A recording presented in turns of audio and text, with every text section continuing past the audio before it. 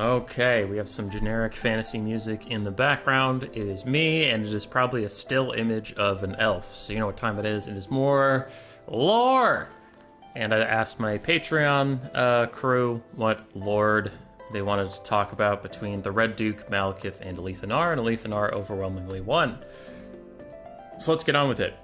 Alith Anar, the Shadow King, the skirmish lord of the High Elves, and his dreaded moonbow. I did not know pretty much anything about Alith Anar.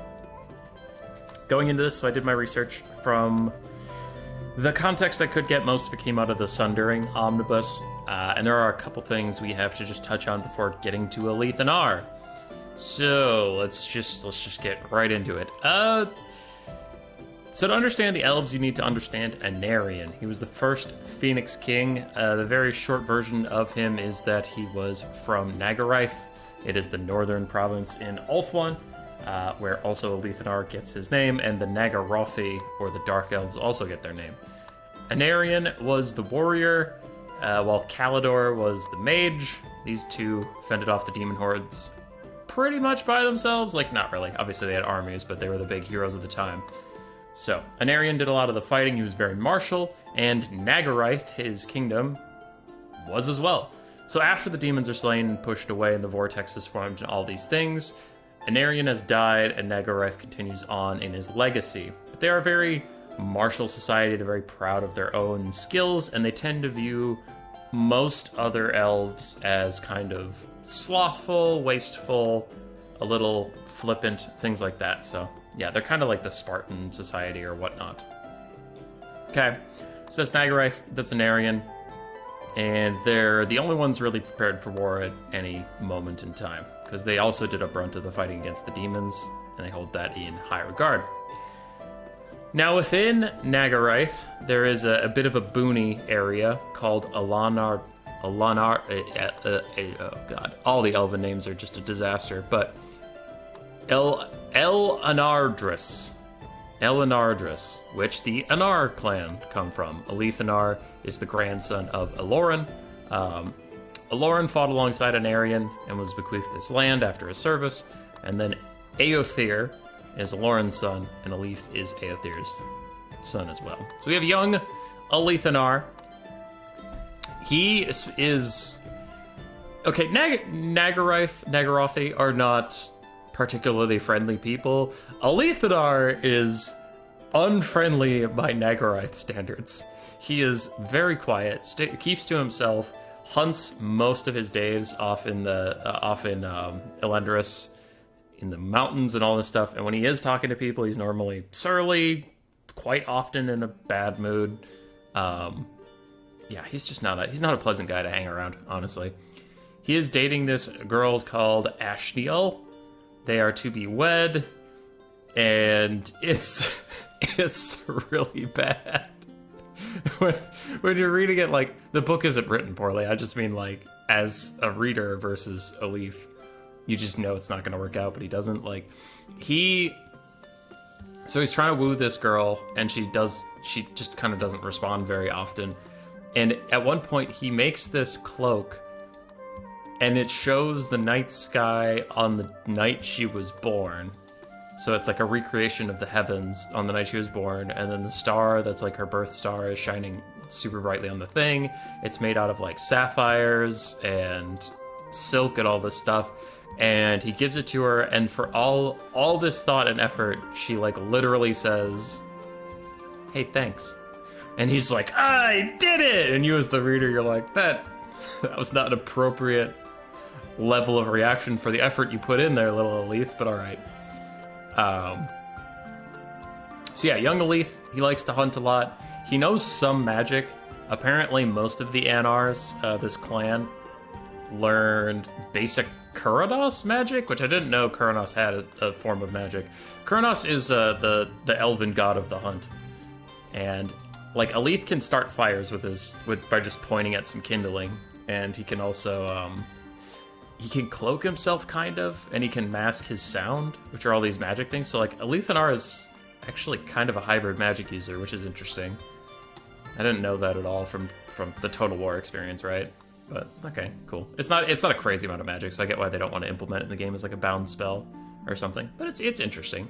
So we have this little shy, grumpy hunter who cannot read a room to save his life and is trying to woo a lady who has no interest in him. All right, so everything's working out. Then Malekith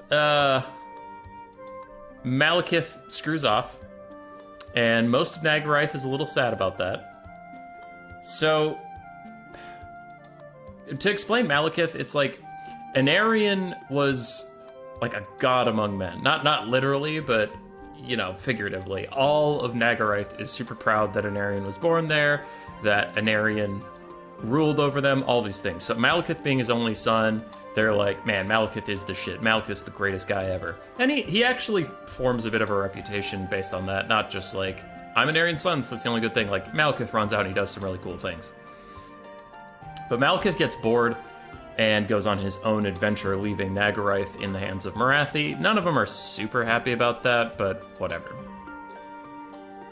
So Alith and Anar is living under Morathi for a while, and all of a sudden the cults start to get a lot more following, a lot more power, the cults of the elven gods, so religious fanatics, and they're following like the Sakarthi, which are this second pantheon, the not nice elven gods, like Cain is in there, and some other ones, like the lords of murder and debauchery and sloth and blood and things like that, versus the main elven gods of like hearth and home and healing and the forge, like, you know, more mainstream nice ones.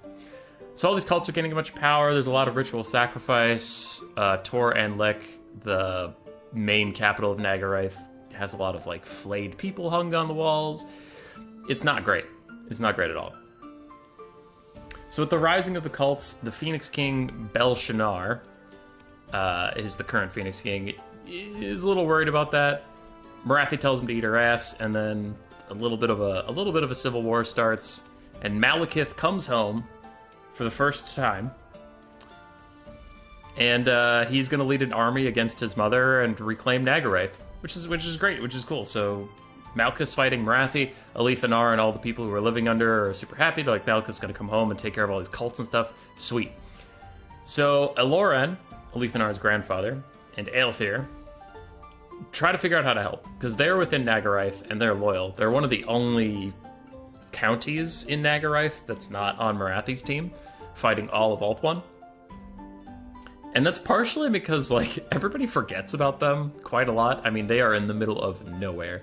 They have no towns in their county. They only have their, like, hunting lodge, Elandoris, and that's it. It's a very rural place, so Morathi just kind of didn't go there.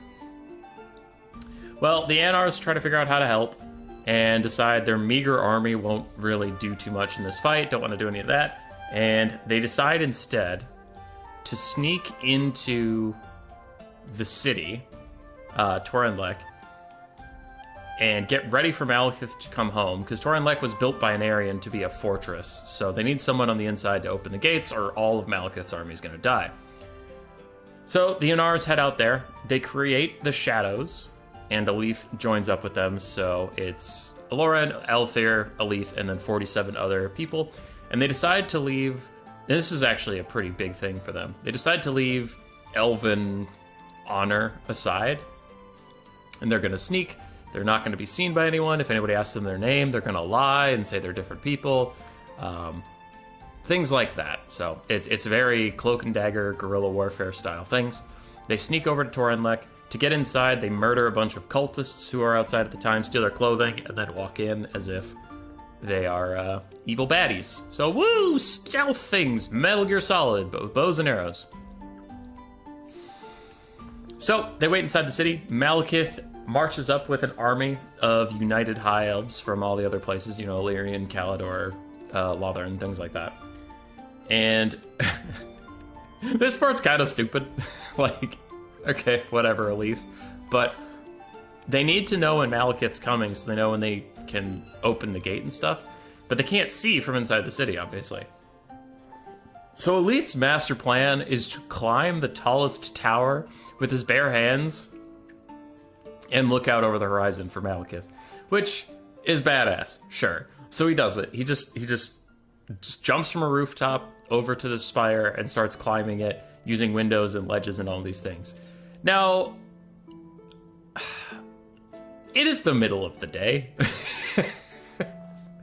Is the tallest tower in this whole city, middle of the day, straight up, just climbing it, and no one sees him. Like, no one. And the book's like, man, Alith Anar is so sneaky and cool. Bullshit, he's sneaky. Like, you can't, what?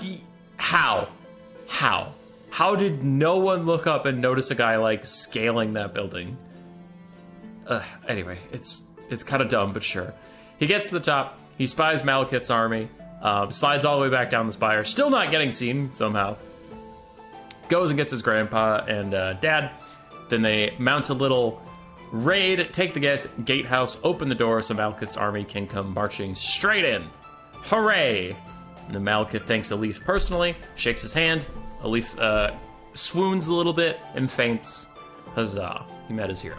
Malekith's back, he's ruling over Nagarath. Nagarath is happy once more. The cults are all dead. Morathi is slain. Hooray! Hooray! Well, that lasts a couple months. Malekith actually is working with Morathi, though, Alith doesn't know that, but the reader does by now. So more and more cults are popping up. For some reason, no one questions that, the cults are getting stronger and Malekith's losing the fight. They're just like, Malekith's back, so it's going to be fine, despite all evidence otherwise, but whatever. And then some intrigue happens, and the Anars are suspected of being secret cultists, so a character that'll be important later, Yessir, one of Malekith's 2 second-in-commands, shows up, hangs out with Alith Anar. He seems to really like Alith, and they get locked into their house. Now, another character that's really interesting and changes my perception of a unit I used to think I knew. The Ravens Heralds in Total War Warhammer 2 and 3 are a Dark Elf flying cavalry unit with repeater crossbows, but the original Ravens Herald are actually Anarian scouts. It's like a knightly order kind of thing. And there's a character in there that's pretty important to Alith Anar. His name is it's an elven name. Erithirior. Erthi. We're going with Erthi. So Erthi, the Raven Herald, shows up to Alith Anar and he's like, hey, something's kind of suspect with Malekith. I don't like it. You should go somewhere. And Alith Anar's like, I don't trust you. You're a bad man. And Erithirior goes, okay, don't trust me. That's fine. But things are going to get worse for you. And soon, the Anars will be in danger. Well, very soon the Anars are in danger. Alith decides to take Erithirior's advice as Malekith sends more and more troops to occupy their estate, and more evidence keeps appearing that they are influenced by, but that the Anars are influenced by the cults, which you, the reader, know isn't true, but stuff's getting planted and things are going bad. So Alith Anar tells his grandparents and father that he is going to go to the Phoenix King and demand help. Eloran, this is hilarious, but it's a setup. But anyway, Eloran gives him a letter, and he says, this will get you in to see the Phoenix King. He knows me. He'll talk to you. And Alith takes the letter, and he's like, all right, sweet. So he goes off into the woods to hunt, because he always does, and no one really minds when he goes off to hunt. So he's gone for days at a time, and all of a sudden the guards after day 3 are like, Alith never came back. What are the odds he ran away? And the other guards are like, he wouldn't do that. And then, a couple days turns into a couple weeks, and they're like, all right, that bitch ran away. Whoops. So, Alith Anar sneaks to Tiranoc, where the current Phoenix King holds court. And he goes to talk to Belshazzar, but he can't just walk in there and talk to Belshazzar. So first he has to pretend to be a manservant.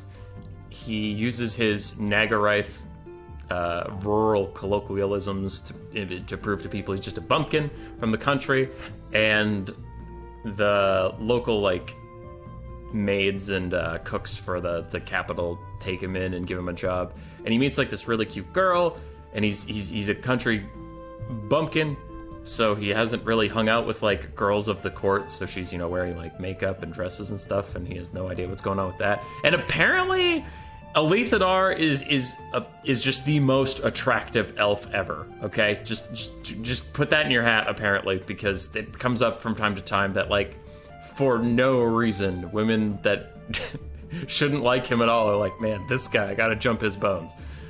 But this lady sees him, he's unkempt, he's unruly, he is honestly super unpleasant whenever she talks to him. He's just kind of a grumpy dick. And she's like, hey, you want to go do the monster mash? And he's like, well, sure, okay. So that's fun for him. He gets a little distracted for like months at a time, which is another thing about the elves, but Alith Anar especially, is they have no concept of time. It's just like not a thing. So he spends months while his family is locked in their house, just randomly like screwing this court chick and being a servant. He does it for several months. And then finally, he gets in to see Belshazzar through some intrigue. That's not really worth going into here, but he does some intrigue and he gets close to certain people and he goes, hey, I have to talk to the Phoenix King. So he goes to talk to the Phoenix King on this prearranged night, and the Phoenix King lets him in. And then I laughed so hard, man, reading this like couple paragraphs. He walks in and the Phoenix King is holding the letter from Aloran, and he's like, all right, what do you want? And Alith Anar goes, well, as my grandfather explained, and he gets interrupted. He's like, your grandfather didn't explain shit. Your grandfather just said, I am Aloran Anar. This is my grandson, Alith. He has something to tell you. And Alith kind of goes like, I thought grandfather would explain it. And Belshazzar's like, no, do you know your grandfather? He was a scout for Anarian. He fought alongside him, but he was always kind of a moody, grumpy fuck who never like spoke his mind correctly. He just kind of harumphed around. Sound familiar? Alith Anar's like, oh shit. None of us are very good at this talking thing. So anyway, Belshazzar's like, yeah, your grandfather was a really good scout and stuff, and I know he's a good man, so I'll listen to you, but I have no idea what's going on. And Alith explains what's going on in the north and all those things, and Belshazzar pretty much steeples his fingers and goes, that sounds like your problem. And Alith's like, you fucking what? And Belshazzar's like, well, Malekith showed up, took all of our armies, and defeated the cultists, so the cultists are defeated. And Alith Anar just very bluntly is like, what about the cultists, you know, all around us all the time? And Belshazzar's like, that's not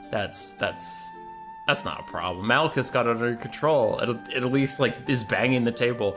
I am telling you, he doesn't have it under control. You are a stupid man. A stupid man. That's a stupid idea. What? It's a stupid idea! You're a stupid man! A stupid man! Ow! You're hurting me! Stop it, Lois! No! I'm so sick of your crap! Why do you always do these stupid things? So Alith Anar is not being very friendly to the Phoenix King. The Phoenix King's trying to hear him out, but Alith Anar keeps like fucking with him and stuff, so he doesn't like that whatsoever. And then eventually he mentions that Marathi is here at the palace. They took her into custody, and the only person allowed to talk to her is Malekith. And Alith Anar is like, wait, you didn't kill her? And Belshazzar's like, nah, that's not how we do things. We like to just hang out with Marathi, plus she's really pretty. And Alith Anar's like, bro, you have to kill her, like, today. Please kill her. And then Belshazzar goes, nah, Malekith told us not to kill her. Malekith's the only one who's allowed to see her. So I'm sure Malekith has the cults under control. And this is where you and I, as the readers, are like, yeah, Malekith's working with Marathi, that's pretty obvious. And in the book, Alith Anar is like, well, Marathi should be killed, but if Malekith's talking to her, that's fine. And I know these guys hero worship Malekith, but it's really funny to me how long it takes them to ever suspect, is Malekith a bad guy? Malekith might be a bad guy. Anyway. Alith Anar hangs around because Belshazzar keeps him prisoner. He isn't fully... After hearing Alith's story, he's like, that's cool, but I can't just let you run off and go back to the north. If Nagarith is a problem, you're a valuable hostage because you're a noble. So you're gonna stay here with me, and I'm gonna say this in the nicest way possible, but yeah, you're a hostage. Alith Anar gets mad. he goes and bangs that girl some more, and then he sits around and waits. Now, this isn't a Malekith video, but very, very quickly, Malekith shows back up to the court, and he's like, Belshazzar, I need our armies to defeat the cultists. And Belshazzar goes, no, and Malekith says, fuck you then, and murders him. Murders the shit out of him. Morathi is freed for no reason, and then Malekith goes to the Shrine of Asuryan, gets burned up, everybody's very confused, and Morathi and burned Malekith go back to the north. And war is upon us again, the second war for Ulthuan, between the cults, now backed by Nagaraith, versus the rest of Ulthuan, which Ulthuan teamed up with Nagaraith to kill the cults the first time, so a little scarier when the super militaristic country's on the side of the cults. Alith needs to get back home, but before he does that, he sees a guy he recognizes. His name is Canthras, if you care. It is the father of Ashneel, that girl he is engaged to. So, he sees Canthras walk in to Tiranoc. He's very concerned about that, so he follows him, sneaky style, and listens. There is a Tiranoc prince that succeeds Belshazzar for...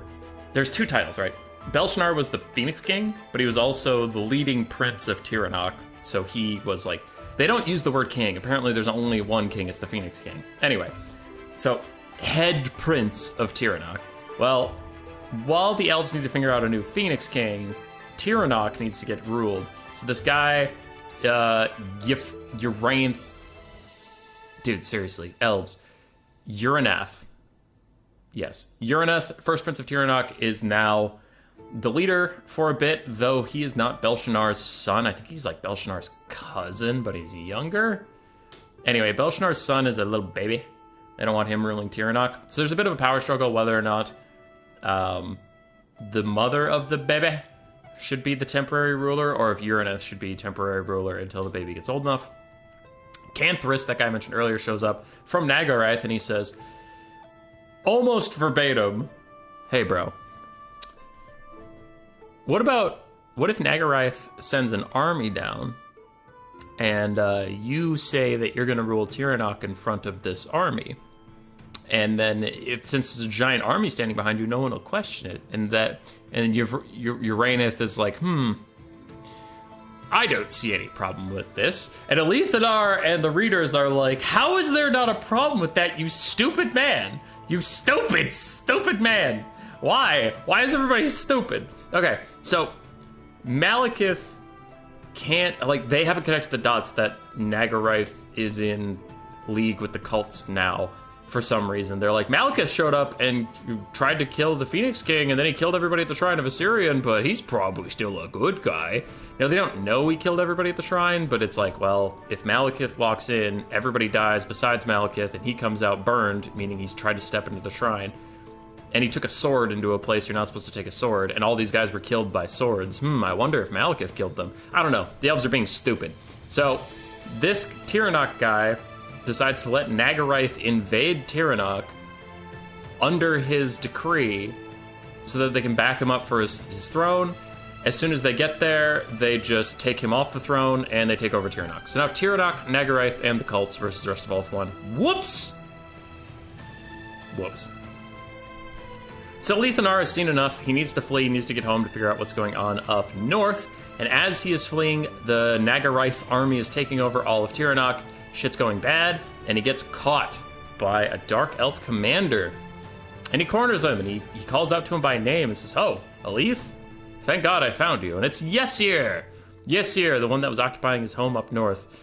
Alith still thinks Yesir is a bad guy and tries to escape. Yesir pretty quickly subdues him and just says, Alith Anar, calm down. And he hands him a bow and arrow and a sword, and then shoves a lady at him with a bundle in her arms. And he goes, take these two south, meet at these coordinates, I'll talk to you later, I can't explain. And Alith Anar recognizes the person being shoved at him as the mother of the bebe, who is the actual birthright heir of Tiranoc. So Alith Anar recognizes that Yesir, for some reason, doesn't want the Nagaraith army to take over successfully, and he's like, okay, well, we'll figure this out later. If you're against Nagaraith, I am on your team. So Alith Anar uses his hunting and scouting and stealth skills to lead these two out of the city, into the woods, and down to the coordinates he was supposed to. There he meets up with Yesir a little later on, but get caught by some Nagarites. Yesir gets big murdered, and Alith Anar has to lead the crown prince all the way to Illyrian, which is nearby and not controlled by the baddies. So he gets down to Illyrian. Illyrian is where they are known for their horsemanship. And he meets another lady, a third lady, and she's really pretty, and she is also not very nice. And he's like, I like her because she's mean like me. And he is a giant asshole all the time. And for like an example, so he goes to meet these Illyrians, and here's how Alith Anar is different than all other elves. Alith Anar walks in with these two, and the lady on the throne goes like, who are you and why are you in my lands? Well, and then she stops him and she's like, you address me as princess. All right, princess, and you need to say my name, princess, what is her name? Athiel.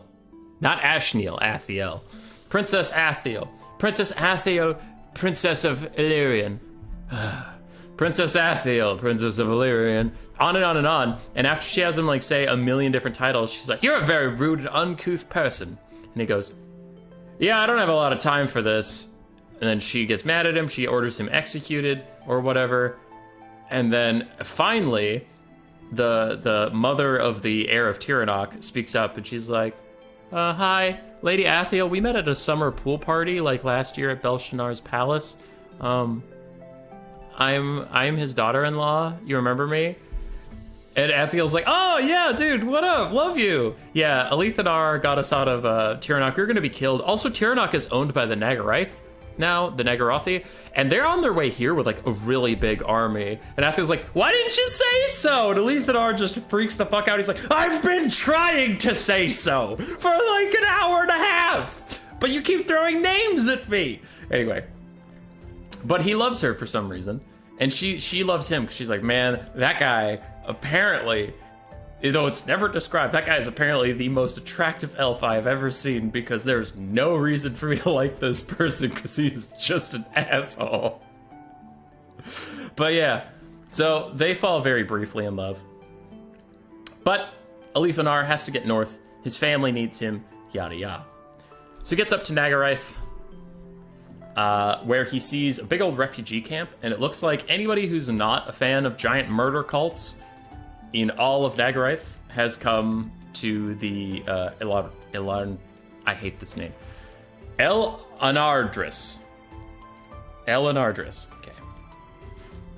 So there's like a bunch of people here now. Alith's a little confused. He gets back, meets up with his grandparents and father, and they're like, holy shit, we thought you were dead. You were supposed to go tell the Phoenix King and come home, and you've been gone for like almost a year. What happened? He's like, I got distracted by pretty women. And Aether goes, nice, and high fives him. And Elren goes, hey, we could have died. Where were you? Anyway, they all get to planning. So there's two different plans. One, Elren, the eldest, wants to sit in El Andris in the woods with a whole bunch of archers, and if any dark elves approach their massive forest in any capacity, they will just get gunned down, and that's what they're going to do for the entire war. Eothir and Alith are a little more rash, a little more gung-ho, and they say, we should lead an army. Our army, though it is small, we can attack the Nagaraith forces within this area, just kind of be a pain in the ass, while the Southerners, everybody else who's not Tiranoc, Nagaraith, and the cultists, well, all the Southerners figure out a new Phoenix King while they march their armies up, and while Illyrian fights, we can distract them and buy the rest of the High Elves a little bit of time. Yeah, this sounds like a good idea. Yeah, woo! And Elren goes, dude, what if you lose? Like, if you lose with your army, they know where Elandris is. It's a fixed location. We can't run away. So if your army gets routed, it's a great idea that you guys are going to run away and be fine and not take massive casualties. But there's no one defending us, and they can just walk over here and take it. And Eothir goes, nah, you're overreacting. And Alith thinks that too. So they march out with most of the army. Elren and anybody who did not volunteer to go stay behind. So with like 2,000 spears and 1,500 archers, Alith and Alith and Anar head out. They score some small victories in certain areas versus the Nagaraith, and then they cause them enough of a problem to get Nagaraith to get most of their army that is still left, like, because there are some in the south in Tiranoc and Illyrian and stuff. They rally what army is left, come to fight the Anars. The Anars lead them into a marsh where it's like they're on a hillside that's dry, and there's trees and stuff on this hillside, and the Dark Elf army has to walk through a swamp to get to them, then charge uphill. So it's going to be tough both ways. And the Dark Elves throw some Canites at them. That's fine. The battle's going really well. The spears and archers are holding in a static line where they don't move around a whole lot. Things are going super well. Traditional high elf tactics. And a giant fucking black dragon comes in, piloted by... Oh, God. Elf names, man. Charanian.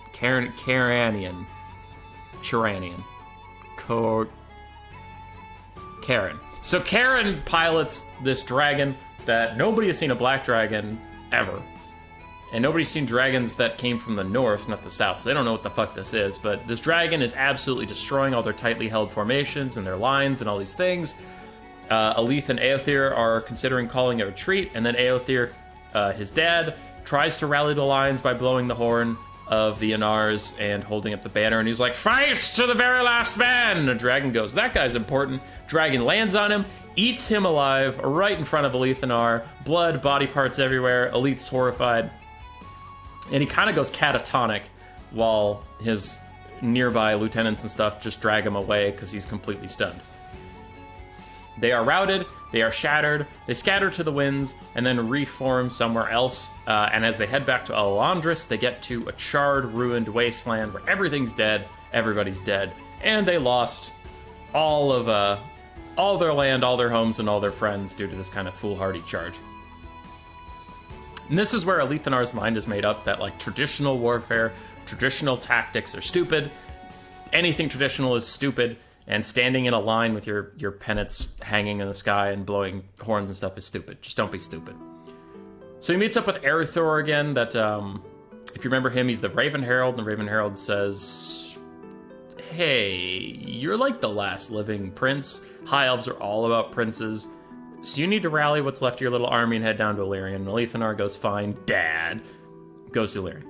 He gets back to Illyrian. That lady who kind of loves him and her brother welcome him with open arms, and he says, "Fuck you! Where were you when I launched my suicidal charge against the better prepared, bigger, better army, and they have dragons? I did that. Where were you?" And the Illyrians were like, "We're defending our home." And he goes, "Not good enough. Why weren't you defending my home? Why does nobody defend my home?" So he has a little pity party. Cool. Good for you, Alith and Ar.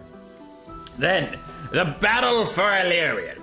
So, the Nagaraith army is coming out of Tiranoc. They've been fighting the Illyrians for quite a while, but then the Nagaraith army that Alith and Ar and his dad were holding off also comes south. So these two meet up. They have a big enough host. They're going to try and take all of Illyrian. The elves are still taking forever about picking a Phoenix King and getting shit together. So, at this point, the army's coming south, and they finally pick Prince Imric.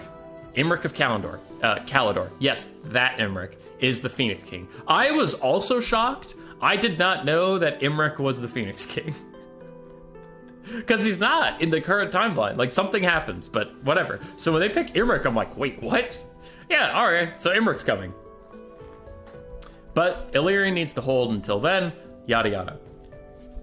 So Alith and Ar says, "Hey, guys, me and my dad just got completely smoked and rolled by these guys in the north. What you need to do is you need to go into the woods and hide and wait for Calador's army to show up with Imric. Then you'll stand a chance, and then you come out of the woods and you fight." And the Illyrians say, "No, that's not honorable enough. What we're going to do is we're going to get a whole bunch of cavalry, line them up, and charge on an open field like we always do." And Alith and Ar's like, "No, dude, they're super expecting that. Everybody's expecting that because it's what you do constantly. You can't fight them. You need to back off." And the Illyrians are like, "No, a good old cavalry charge straight down the middle, right at them, right at their spear lines will just, it'll work, because it's perfect. It's a perfect plan." Alith and Ar's like, "You're so stupid! why are you so stupid? And they throw him out for calling them stupid. Like, yes, like he does. I know I'm prone to just being a shitter to get the story along, but yeah, like, Alith Anar does not do any of the politics stuff. Like, he just tells people they're really stupid. So Alith Anar goes back to his camp. His, like, 3,000 warriors that are left are like, what do we do, boss? And he crosses his arms, and he's just like, let the Illyrians die. It's fine. And he actually sits there. He actually just sits there and thinks, he's just like, yeah, the Illyrians are going to die. So all of Illyrian's army rallies, all these horsemen, standing on this field. The Nagarite army is coming from the north with some Hydras, a bunch of spearmen, dark shards, and at this time, knights. They don't have cold one knights, but, you know, knights. So Illyrian's cavalry force will beat the Nagarite cavalry force if they come out to play. But they won't, and instead there's bolt throwers just firing into the Illyrians who are getting mowed down by these bolt throwers.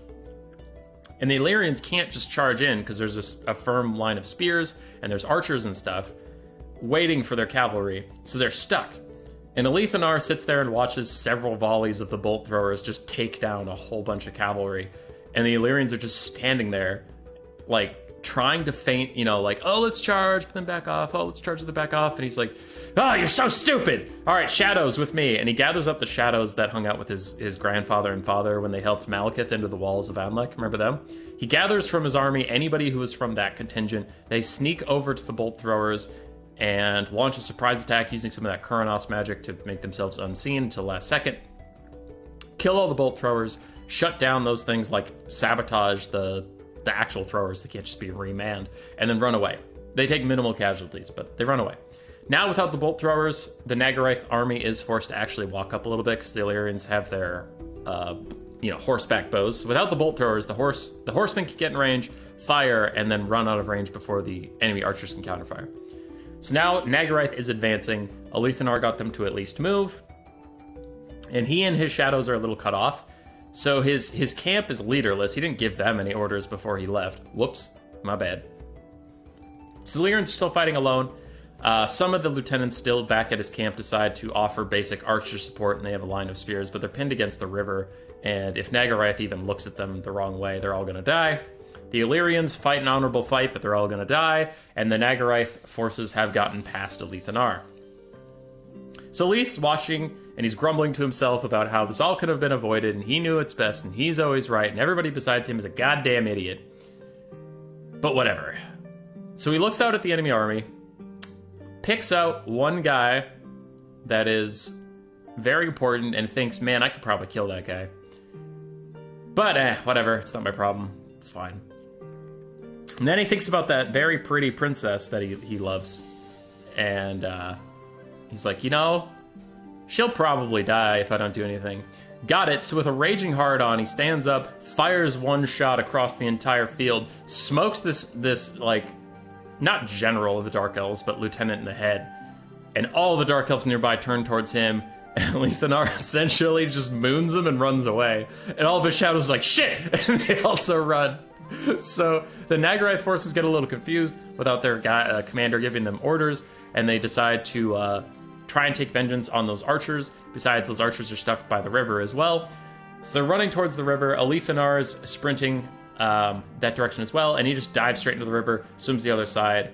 The Nagarite forces decide not to swim after him, but they do send some knights around. So they send their cavalry over this crossing of the river. They're going to run down Alith Anar's force. And Alith sprints away with his shadows. They're running towards the trees, and in the distance they see the Raven's Heralds near the woods with Erithior leading them.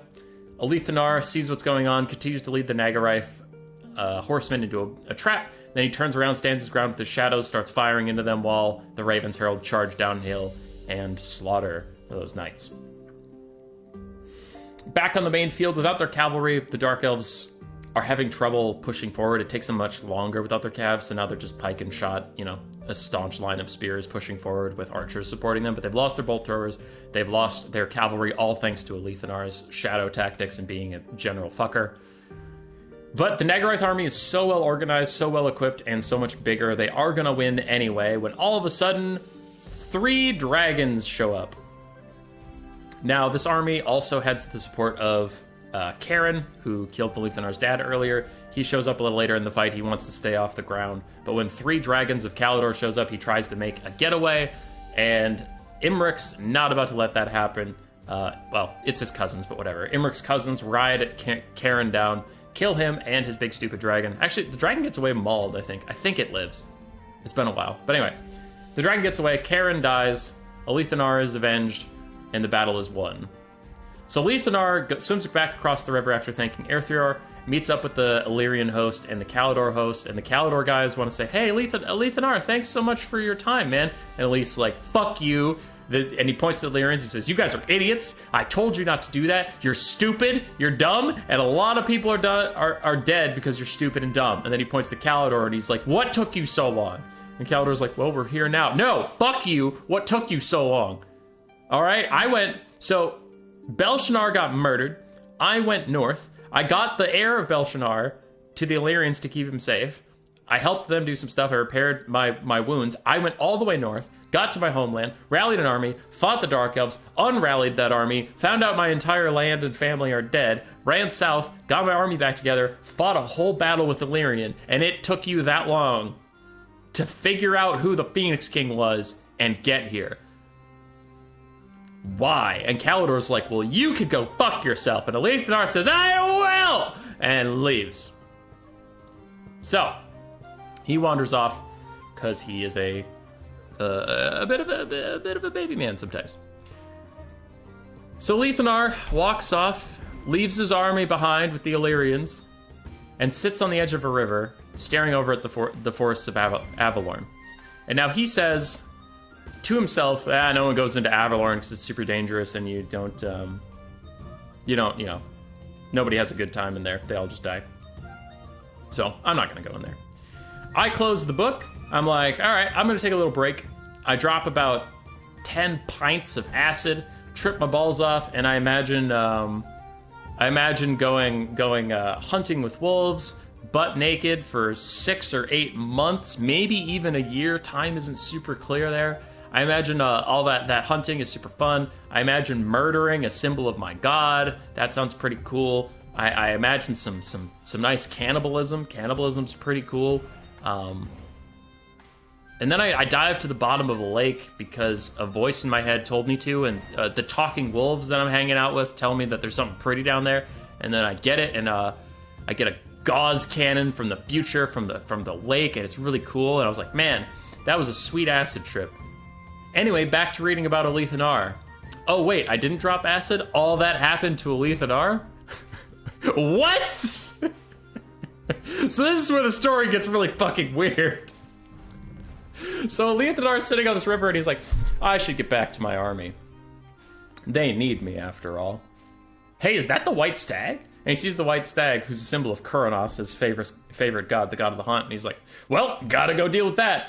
So he drops all of his weapons and swims across the river into Avalorn, and he's running after the white stag. And then wolves are coming. He hears a whole bunch of wolves, and he's like, that's probably not a problem. Continues to chase the white stag. And then he hears more wolves getting much closer. He's like, that's probably not a problem. Continues to chase the white stag. Then the white stag is sitting in a clearing, very peaceful, waiting for him. It's a symbol of his god. And he's like, hey, white stag, how you doing? White stag's like, pretty good, Alith. It's good to see you, yada, yada. And then the wolves show up. Now, actually, I shouldn't have done that joke about the white stag talking because it doesn't talk. But Alithanar is very comfortable at it. He's even like going up to like pet it and stuff. And then the wolves show up. Now, the wolves just flat out talk to Alith. They just do. And the book kind of hand waves it as, oh, they're speaking the language of beasts. What? So the wolves just talk to Alith. And they're like, hey, man, we're going to kill that stag and eat it because that's what we want to do. And Alithanar goes, nah, this is a symbol of my god. You ain't touching it. It's for me. You misread the signs, little wolf. It's okay. It happens to the best of us. And the wolf goes, listen, there's like 10 of us and we're wolves and there's one of you and you're just a guy. And Alithanar goes, huh, I didn't read the situation very well. I'm going to die. So he pulls out his knife, which he has in like his boot or something, pulls out his knife, stabs the white stag in the heart, drags its heart out of its chest and eats it in front of the wolves. And he's like, this is me now. I'm a wolf man. And he strips butt naked. He says, "Join me, wolves, in eating my god's symbol." And the wolves think, yeah, this guy knows how to party, let's go. And me, the reader, is like, what the actual fuck is happening, Alith? So Anar wakes up spooning a wolf while he's naked. Yep, we're just breezing past it. And he's like, ugh, what a night, partying naked with these wolves. And he goes outside for a swim, and then the biggest leader of the pack, the one that talked to him the previous night, shows up and says, hey man, you're part of a tribe now. And Anar's like, I always wanted to be a part of a tribe. So he hangs out with wolves for 6 to 7 to maybe a year, 6 to 7 months to maybe a year, while his army is chilling, by the way, and the war continues, and his homeland's getting murdered. But yeah, okay, whatever. Just hang out with wolves. It's fine. It's fine. So he does naked cosplay for that long, and then the Dark Elves show up.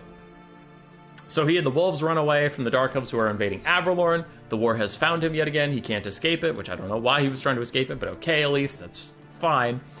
And the wolves meet up with other wolves. They talk to the other wolves about being wolves, and all of them kind of make a wolf army. So now Anar is leading a wolf army. And he goes, hey man, we have a wolf army. We should kill those Dark Elves. And the wolves are like, no, you're not ready. You need the shiny bow. The shiny bow? Yeah, it's a bow at the bottom of a lake. We'll take you there. So the wolves lead Anar to a lake where the goddess Lilith, who's the goddess of the moon, and the god Kuranos, the god of the hunt, they love each other a lot, but they can never see each other. So she dropped a fancy bow for him in this lake, but didn't tell him where it was, so he couldn't find it. Well, the wolves go, yeah, it's right there. Like, we knew this whole time. It's just in the middle of that lake. Anar goes, dank, swims out to the middle of the lake, dives down to the bottom. A bunch of magical stuff starts happening. He's going to suffocate. He's going to die, but he is following a light. He is going into the light, and all the wolves on the shore are like, he is dead as hell. But he emerges at the surface with the moon bow in his hand. It is a very elegant bow, but otherwise it's just a bow and arrows, and there's not a big deal about it. I had only played Total War Warhammer, so I was like, yeah, the moon bow, it fires a cool shot. Whatever. It's fine. So now, with the moonbow in hand, he can lead the wolves. So Anar and his army of wolves start terrorizing, harassing, and murdering the Dark Elves. They're not taking on entire armies, but like, they'll kill entire encampments, he'll smear their blood all over his body, he likes to cast spells on them when they're captives just to inflict massive terror and then send them back into their camps just spouting nonsense about nothing. It is hinted that he eats some of them sometimes. I don't know if he actually did that or if he was just trying to scare them, but yeah, the potential cannibal Anar is leading an army of wolves to kill Nagarife. That's fine. But there's too many, and they're burning their way through Avalorn. So Anar falls back with his wolves until they reach the heart of the forest where the treekin exist and dryads and all these things. And the treekins and the dryads go, listen, we can take care of wolves because we're like a forest, but a naked guy with a bow? No, we're not. No, we're not doing this. No, get the fuck out of here.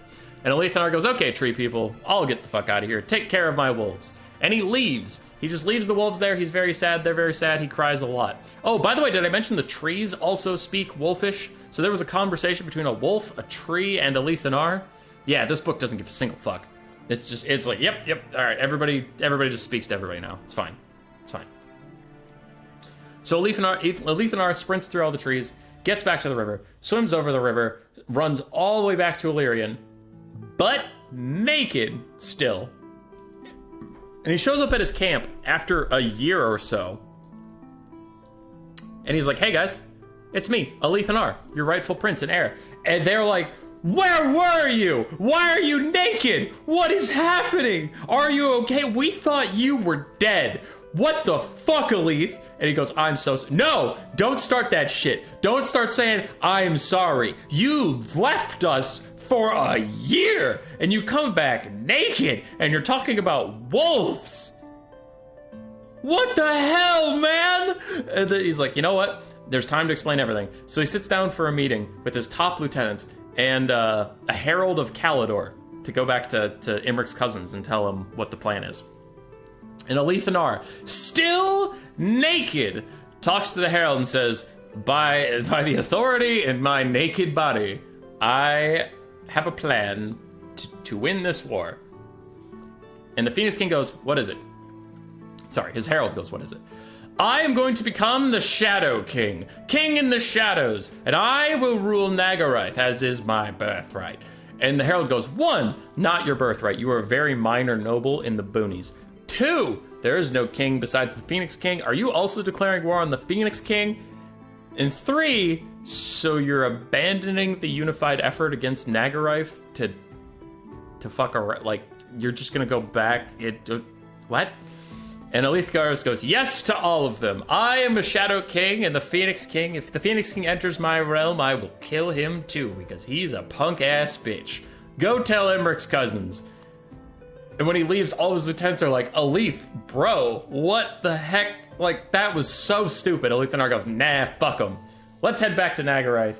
I'm gonna train all of you guys to be shadows. My whole army. No spearmen, no archers, just shadow warriors. Just guerrilla tactics. So he trains his army for a couple years to make them into guerrilla fighters, guerrilla killers, then leads these 3,000 shadow warriors back into the north, back into Nagarath, to commit the Shadow War of the Shadow King. He does get a lot of victories. He kills a ton of things and stuff. It's just pretty much wherever Nagarath's trying to move any convoys or supplies, they attack them. They'll attack small encampments of troops. They'll, burn down outposts and things like that. They're just being annoying. They're very effective, score tons of kills. There is a lot, by the way. There is a lot in the Elven books of Warhammer syndrome, where there is always enough enemy. Doesn't matter where they came from, there's always enough of them. So this war has been going on at the point of the Shadow War occurring for about 5-6 years. And apparently the High Elves in the south are still having troubles really getting an army together somehow, some way. And all of them unified are barely holding back Nagarath, despite the fact that Nagarath is suffering huge casualties in all these battles and losing several key battles, and Alith Anar and his Shadow Warriors are killing tons of them. I don't really know what that's about, but okay. So they just have infinite Nagarath people, which also doesn't make sense because of the nature of the Nagarath army. As is the nature with any generically evil bad guy army. It's like, okay, well, they all keep killing, you keep sacrificing anybody you don't like, or terrorizing your civilian populace, causing them to all leave, doing mass murders for Cain every so often. Anybody who fails at anything is instantly killed. This army would be attritioning so bad. And then your elves, you don't have a lot of children. So, there's just, the numbers don't add up on how Nagarath does this. Well, they go, oh, well, there's this massive army we're getting back from the colonies, so that's where we're getting all this stuff. It's like, okay, but all of the other elven kingdoms have as many colonies as you do. So could they also call troops back from the colonies? It's been 6 years. What is that? Whatever. So Nagarath just keeps getting more and more people despite how many Alith Anar kills. Alith Anar starts to get really full of himself. He starts to take on riskier and riskier jobs. And at one point, he even breaks into Anlaik itself, the capital, and kills some high-ranking officials there, just to show that he can. And he's inflicting a ton of terror onto the Dark Elves. So the Dark Elves have to call upon, where is his name? Where the hell? I wrote it down. Alandrian, there he is. He's also in the Malekith book, but this isn't a thing about Malekith. He is Malekith's other second-in-command besides Yesir. Alandrian comes back from the colonies. He's a great commander. He is also the father of Crone Hellebron, if you know her. So he comes back with Hellebron and her sister. And Marathi treats with them and says, hey man, I really can't track down this Alith Anar guy. I need you to go deal with that. And Alandrian goes, sure. He sends out the leader of every single cult as a part of a single caravan guarded by 10 whole guys. And Alith Anar thinks, yep, that sounds legit. That seems legit. So he goes over there to assassinate them. Instead, an entire army encircles him, forces him to jump off of a cliff and swim several miles to north to safety. He loses a ton of his Shadow Warriors. That was a bit of a whoopsie. So Alith Anar decides his pride has been injured. The Dark Elves caught him once, and he doesn't like that whatsoever, so he's got to strike them again, and even harder. He blows up a bridge or two, then he tries to go steal some taxes. Elandrian tracks him down with Helebron, and then this part of the story is really stupid. So it's just stupid. I'm sorry, but this part of the story is just dumb. Elandrian and Crone Helebron and her sister, and then a mysterious sorceress from Marathi, track Alith's force to this small town. Now, they didn't bring more guys. It's just 4 of them versus a couple, like, in this area should be hundreds of Shadow Warriors, but in the encampment itself, it's 24 Shadow Warriors. It's 24 Shadow Warriors versus these 4. And they don't bring any reinforcements for some reason. They close in on Alith as he's counting his spoils, and he looks outside the window and he sees with horror Ashniel, his first fiance, I guess. Or did they get married? Yeah, they got married. So his first wife, who had disappeared and he assumed was evil or dead. She is a sorceress now, and she's tracking him down. She's like, I never loved you, Alith Anar. You're a bad person. And Alith's like, yeah, that tracks. So then for some reason, this is the part that's stupid. The Shadow Warriors see these guys, there's 24 of them, and Helebron and her sister are like naked with dual swords. And they 2 Shadow Warriors fire their bows, and Helebron and her sister just snipe the arrows out of the air, and then come sprinting at them, and still the Shadow Warriors don't fire, and they send out 5 guys. Those 5 guys go into melee with Helebron and her sister and get murdered. And then they shut the door to the cabin they were in and panic, and they're like, Alith, what do we do? And Alith's like, I don't know, what do we do? And I'm like, just shoot them. Just shoot them. What are you doing? Why aren't you just shooting them? Send out 2 more guys. Sorry, we sent out 2 more guys. Their arrows were deflected out of the air, and then they were killed. All hope is lost. Send 2 more guys. 2 more guys go out. Sir, their arrows were sniped out of the air and they were murdered. How is this happening? So Alith Anar thinks they're fucked. All of his lieutenants think they're completely fucked. And one of his lieutenants, who loves Alith so much, knocks him over the back of the head, knocks him unconscious, steals the moon bow, walks outside, puts an arrow straight through Helebron's sister's chest, cutting a hole you could put both of your arms through in her neck, so she barely has anything connecting her head to her shoulders anymore, and she falls over dead. Crone Helebron freaks out, beheads Alith's lieutenant, thinking it's Alith Anar himself, holds up his head, and Elandrian is like, well done, we'll take this to Marathi, she'll love it. And I'm like, your daughter just died, and you don't seem to care, but you're constantly portrayed as loving your daughters above all else. So one just died in front of you and you're chilling? What? And what the fuck was happening with the Shadow Warriors? Why were they going 1 by 1 and 2 by 2?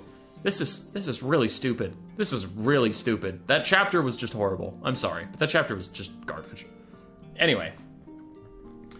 So, the rest of the Shadows, it is said that only one of them escapes, and he goes back to the rest of the Shadows, the Shadow War, the Shadow Army, and he tells them Alith Anar is dead. They all get real sad. Anybody that it left that is in any sort of command, lead them back to the ruins of Elahandris. You remember that one? Elarndus? Dude, fuck elven names. So he leads them back to Alith Anar's family hunting cabin. And they set up the Shadow Army there, and they go, you know what? We're gonna sit here in this place that everyone should expect that we'll be sitting. But we're gonna sit right here, set up a new society, raise some families, and do some good. Do some good for once in our lives. Okay. So, they do that for several years, and then there is news that Malekith has returned. He is here ready to lead the armies now after being burned alive, and he's called himself the Witch King, and times are really bad. And Erithior, the Raven Herald, comes back, and he goes, hey man, here's Alith Anar! And Alith Anar shows up. He's like, what up, guys? I was in the south hunting with wolves again, just for fun, for several years. For several years! He went south to cosplay with wolves again. Several years. But okay. So when, like, Alith Anar goes on his several rants throughout the books about, like, I am revenge incarnate. I know only hatred. I can never be stopped. Apparently, he can be stopped for 6 or 7 years if you just put a puppy in front of him and tell him to go hunt. But sure, okay. So Alith Anar goes, I have something I need to go collect. Goes to Anlek in just, like, a gray cloak. He just walks around the capital of Nagaraith. Sees a whole bunch of debauchery and stuff. Then nothing is guarded here at all. Like, he just walks around, and then, I don't know. The more I talk about it, the more I realize that the end of this book is kind of stupid.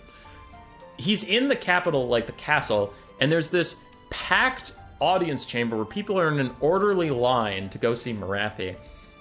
And he stands in the line for a little bit, then he decides to go through the servants' quarters instead. So he just walks over to a secret doorway he saw servants coming out of, and just goes in, and no one in the audience questioned that at all. And he goes up to the nearest servant, and he goes, hey, I'm a little lost. Can you guys tell me where the moonbow is? And they go, sure.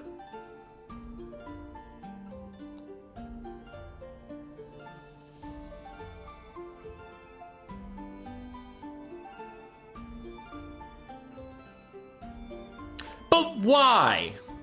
But why do they say sure? Okay, anyway, the lady goes, yeah, the moonbow, it's right over there. Points to, like, this treasure room. Alith Anar goes in there, and there are some of the best weapons ever made by all of the elves in here as trophies rather than being used on the battlefield. Alith Anar grabs the moonbow and the crown of Nagaraith. He goes, I'm the king of Nagaraith now. Kills a whole bunch of people, just so many, and then leaves. Sends Marathi a message in blood that says, I'm still alive, bitch. And that's pretty much exactly what it says, actually. He does say bitch in there. The war is reborn. And then later, way fast forward, when the Sundering is over and the Dark Elves have to flee Ulthuan and head over to Nagarond and Nagaroth and all those things, Alith Anar and the remaining elves of Nagaraith that aren't beholden to the cults, they feel so bad for having the Dark Elves sprung from their bloodlines that they decide to also go over to Nagaroth and pursue Malekith and his kind for all eternity until they are dead. So that's why Alith Anar is over there in the Total War series, is because apparently that's just what he does. I don't remember being mentioned too much in the Dark Elf book, so he must not have been that big of a problem, but there's a bit of hand-wavy whatever. So that's roughly his story. One thing I actually forgot to touch on, but it didn't fit well into the story as I was presenting it, was the moonbow is badass as hell. At one point, I think it needs to be redone in Total War Warhammer, honestly, but at one point, there are heavily armored knights charging at Alith Anar, and he fires the moonbow at one. It goes through the horse's chest, through the knight on top of its pelvis, and then takes the head off the knight behind him. It's crazy. And whenever it hits somebody, it describes like a huge hole is left in them. Not like the size of an arrow, like much bigger. So it's kind of like explosive. I don't know, man. Alith Anar should probably... The moonbow should not be an active ability that he gets 2 uses of that's decidedly meh. It should probably be a passive that he has, and it's like when he has it in the campaign, he gets... what's that the Jezzails and the Crane Gunners have? Like they pierce through 2 models or something, so they can double hit. It should probably get like Pierce 3, and then a certain amount of explosive damage. I think that would be a better use of the moonbow than whatever Alith Anar currently has. Yeah. But that's him. That's Alith Anar. He was a very strange character. I enjoyed reading about him, but I can't pretend to say if I met him in real life I would like him. He is a surly asshole. He is very full of himself. He is way overconfident, and he kind of has ADD. He can't focus to save his life. He's just like, I'm gonna go hunt with wolves now. Fuck my army. That's another thing. He keeps claiming in the books, he's like, I care about Nagaraith. I care about my people more than you could ever know. And then when push comes to shove, he never cares about his people. So if actions speak louder than words, then Alith Anar is extremely selfish and isolationist. But his words are all like, I'm for my people and I love everybody. You don't. You don't, Alith. You're just kind of selfishly about hatred and vengeance, and you're a really good sneaky commander. You're a really good solo fighter. You're kind of a bad person. And that's Alith Anar. Alright, hopefully this was fun for you. I'll probably do more, because they're generally fun. Goodbye. Roar. Subscribe, yes, yes.